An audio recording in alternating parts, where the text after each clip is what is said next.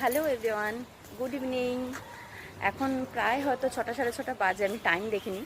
But আমি এসছি একটু পার্কে মেয়ের সাথে। মেয়েও এখানে খেলছে, আমিও একটু ঘুরছি। একা একা এখানে থাকি তো ভালো লাগে না, তাই চলে এসছি ওর সাথে। এই দেখো, বিকেলবেলা এসে পার্কের মধ্যে আজকে কেউ নেই, এখানে বৃষ্টি হয়েছে, আজকে কেউ নেই পার্কেও, একা একা এসে। আমাদের কমপ্লেক্সের ভেতরেই পার্ক আছে, সব বাচ্চারা আসে।